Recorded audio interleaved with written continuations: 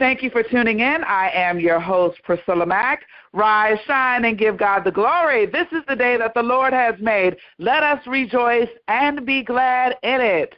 On this morning, we have a wonderful guest, Miss Sunny, all the way from New York, the Big Apple, the Statue of Liberty. And she's going to liberate us this morning with some of her delicious recipes for the holidays. You know, Christmas is coming around the corner, and we want to make sure that we are putting a good impression and our best foot forth in the kitchen this year.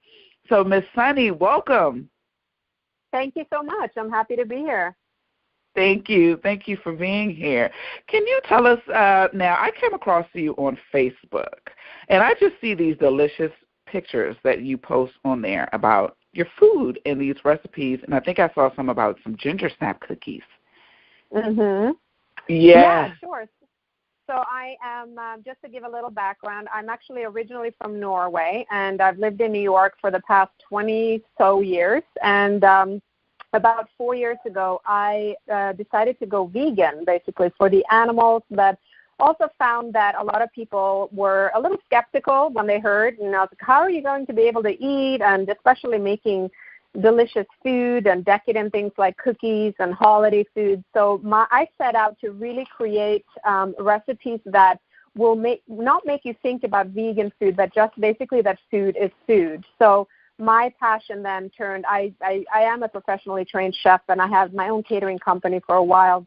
And so I do have a bit of background on how to create tasty food no matter what you use. And so I found a lot of my followers, you know, they either came to me because they were lactose intolerant or they wanted to give up some meat and dairy. And so, you know, especially around the holidays in Norwegian culture, it is actually accustomed to make at least 7 different kinds of cookies for Christmas.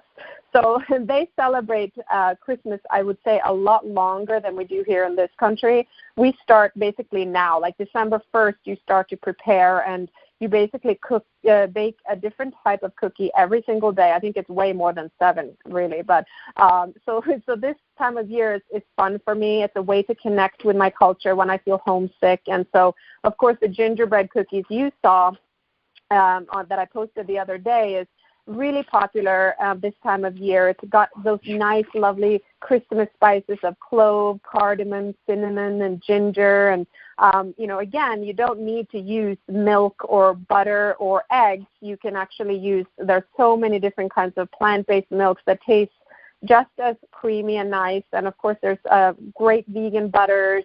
And also eggs, instead of eggs, I use, for instance, applesauce, mashed bananas. I use flax seeds that you mix with eggs, and there's just so many different ways to actually create the same exact recipes, and they're better for you because you're not going to ingest the cholesterol or the saturated fat you get from these dairy and egg-based ingredients. So the gingerbread cookies go really well with a mulled wine. Now, if you don't drink alcohol, you could also just create, for instance, a apple cider that you heat up, and you just throw in some cinnamon sticks, some whole cloves, a little bit of allspice, and you just have all those holiday flavors, and you eat the gingerbread cookies with the mulled wine while you're decorating your Christmas tree. So I think this is really a very fun tradition from my homeland. Oh, that is wonderful. I like that.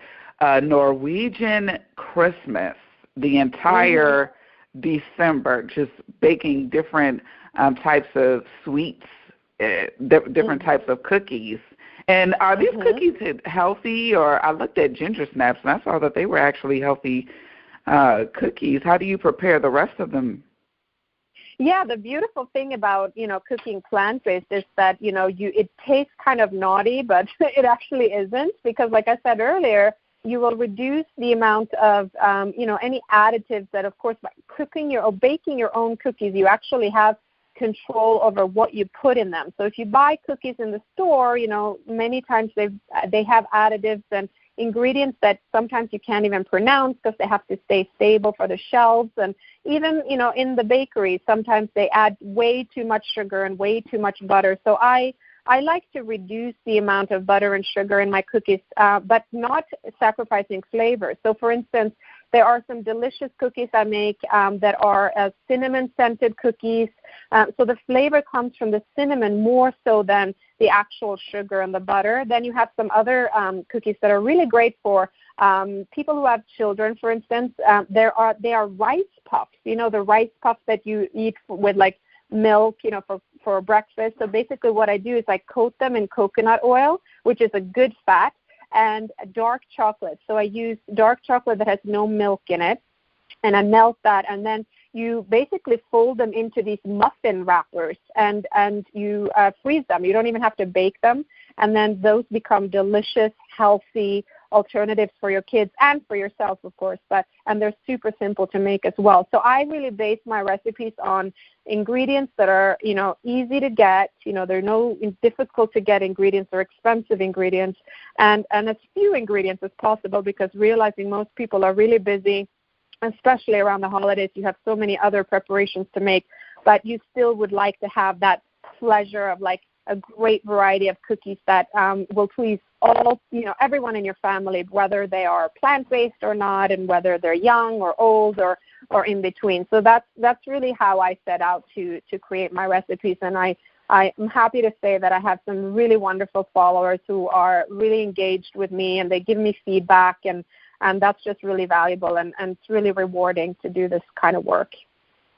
Yeah, speaking of doing this kind of work, where can people find you on social media? Yeah, sure. So I have two social media channels that I use most often, which are Facebook and Instagram. And on Facebook, you can find me on my page, which is Arctic Grub. And that's kind of a fun play off of, you know, of course, my Nordic background. And that's where I write about Norwegian culture and food. Then I have another Facebook page where I write about all things vegan. And, you know, if you are looking to become plant-based or wanting to embrace a kinder, more compassionate lifestyle, I post a lot of stuff around that. And that is Sunny Gander. That's my name. And then as well on Instagram, you can find me at Sunny and Plentiful. So like you're basically making a play off of the word plant and plentiful. And that's where I just post all kinds of delicious dishes, not just Christmas cookies, of course, but this time of year you'll see me posting a lot about holiday foods. And I also have a group on Facebook that is called Plant Empowered Bon Vivants.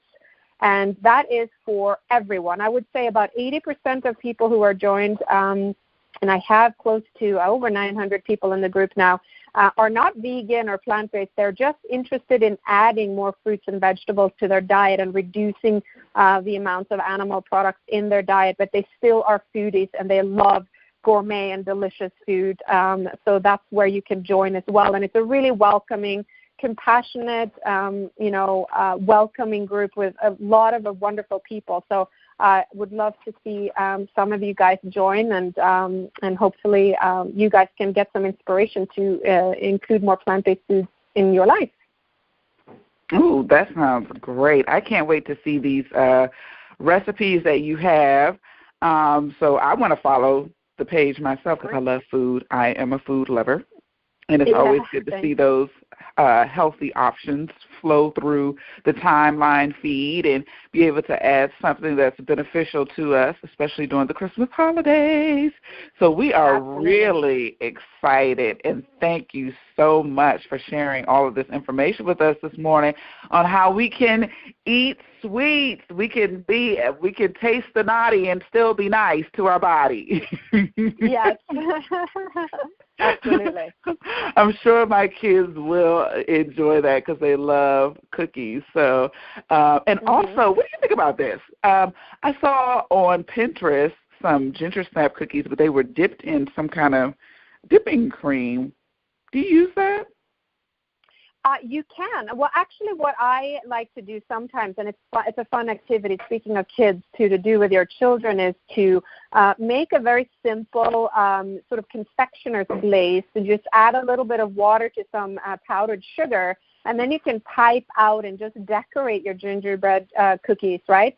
So that's really fun, and it adds a little additional sweetness, which is nice against the spice of the cookies. So that's really fun, and you can dip it in chocolate. You can do so many things with it, and so I'm a fan of all things, sort of creative when it comes to making cookies, and it's a fun activity to do with your family too.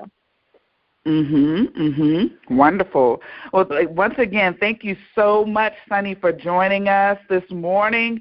We are definitely going to check all of these goodies out, and I will have her information posted on my page, Priscilla Mack, so make sure you all go and check that out. That is Priscilla space MAC, Priscilla like Priscilla Presley, and I'll have her link this playback of this interview along with her Facebook and Instagram information. So thank you for tuning in. Rise, shine, and give God the glory. This is the day that the Lord has made. Let us rejoice and be glad in it. Bye-bye.